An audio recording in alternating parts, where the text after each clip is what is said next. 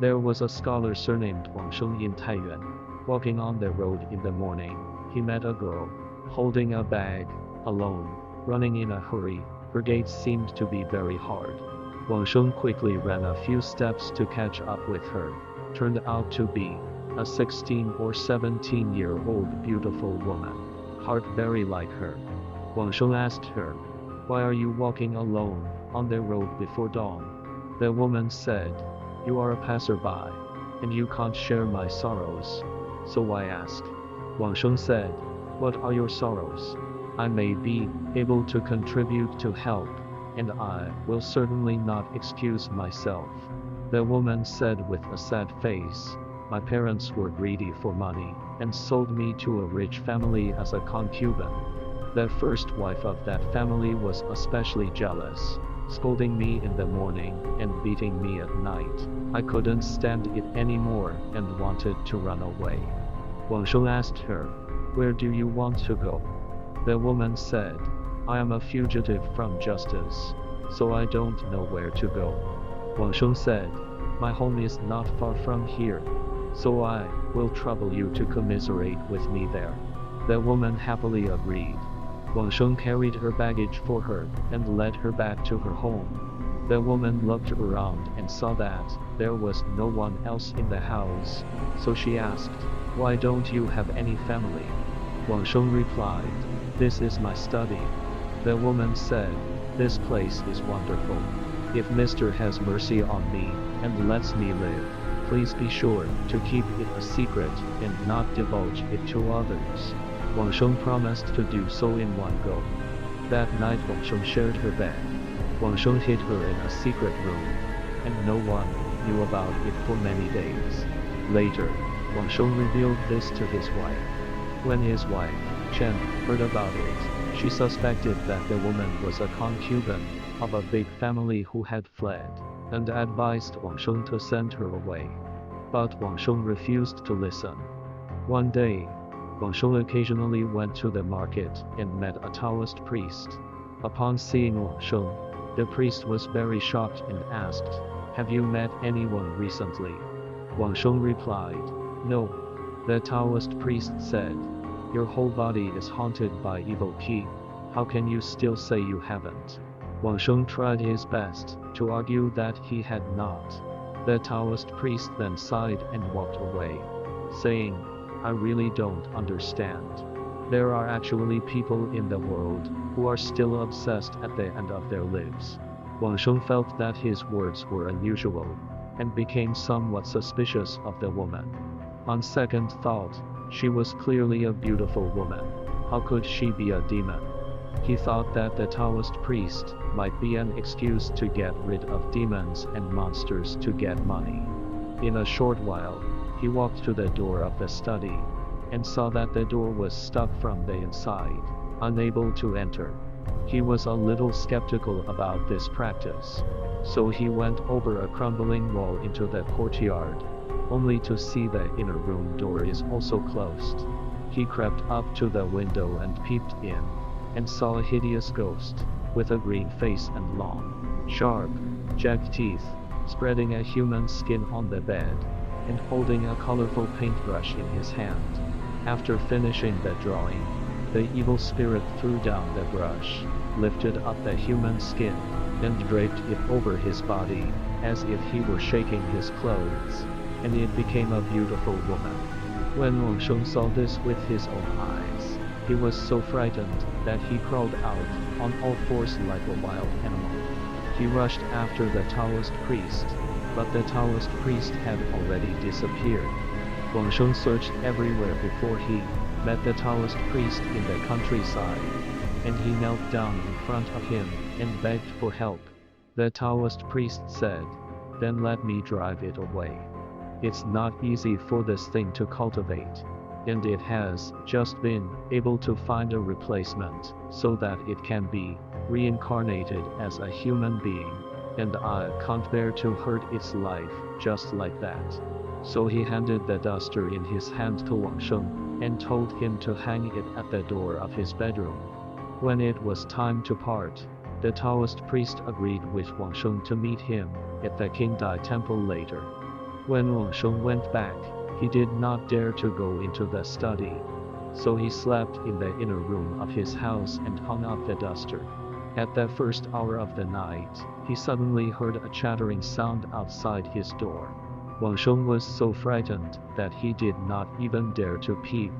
So he asked his wife to go and take a quiet look. He saw the woman come over, looked at the duster hanging at the door and dared not enter, stood there gnashing her teeth, and left after a long time.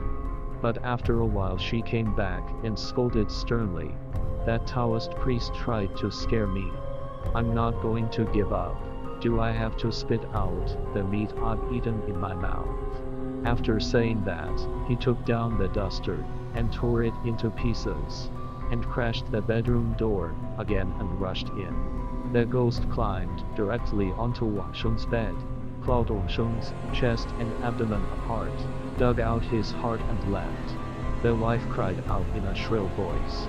The maid came with a candle and saw that Wang Sheng was already dead, and his abdominal cavity was a bloody mess. His wife, Chen, was too scared to make a sound and could only hold back her tears. The next morning, Chen asked Wang Sheng's younger brother, Erlang, to run and tell the Taoist priest. The Taoist priest said angrily, "I had pity on it. How dare this evil spirit be so wild?" Immediately, along with Wang Sheng's brother, he came to Wang Sheng's house. The woman had already disappeared. The Taoist priest raised his head and looked around, saying, "Fortunately, it hasn't fled far." The Taoist priest asked again, "Whose house is the southern courtyard?" Wang Erlang said, "It is my premises." The Taoist priest said, "Now that ghost is in your house." Wang Erlang was shocked and thought there was no such thing. The Taoist priest asked him, "Has someone you don't know ever come here?" Wang Erlang said, "I ran to the Green Emperor Temple early in the morning to look for you, and I really don't know. Let me go home and ask." After saying this, he left, and after a while he came back and said, "Indeed there was. In the morning there came an old woman who wanted to be employed as a servant in my house, and my wife kept her, and she is still in my house without leaving." The Taoist priest said, "That's the fellow." So they all went together to Wang Erlang's house. The Taoist priest stood in the middle of the courtyard with a wooden sword in his hand and shouted, "Evil ghost who creates evil, pay me back for my duster." The old woman was so frightened in the house that she went out of the door and tried to run away. The Taoist priest went after her and struck her with his wooden sword. The old woman fell down, and the human skin cracked and fell off on the ground with a crash, revealing the original form of the evil spirit, which lay on the ground and howled like a pig. The Taoist priest cut off the head of the evil spirit with his wooden sword, and its body turned into a thick smoke that surrounded the ground and gathered into a pile. Taoist priest took out a board, pulled out the plug, and then placed in the smoke pile, only to hear that whoosh sound, as if someone with the mouth inhalation. In a flash the smoke was sucked clean board. Taoist priest put the board plug mouth, put into the bag. Everyone went to look at the human skin on the ground, only to see the eyebrows, eyes, hands, feet, there is no one does not have. The Taoist priest rolled up the human skin and put it in his traveling bag with a sound like a scroll, and then bid farewell to everyone and prepared to leave. Chen knelt down in front of the door, crying and begging the Taoist priest to save Wang Sheng's life with the method of returning to life. The Taoist priest said he was incapable of doing so. Chen became even more grief-stricken, kneeling on the ground and refusing to get up. The Taoist priest pondered for a moment and said, "My magic is shallow and I really can't bring the dead back to life. I'll point you to someone who might be able to. So go ahead and beg him to try, and it should work." Chen asked, "What kind of person?"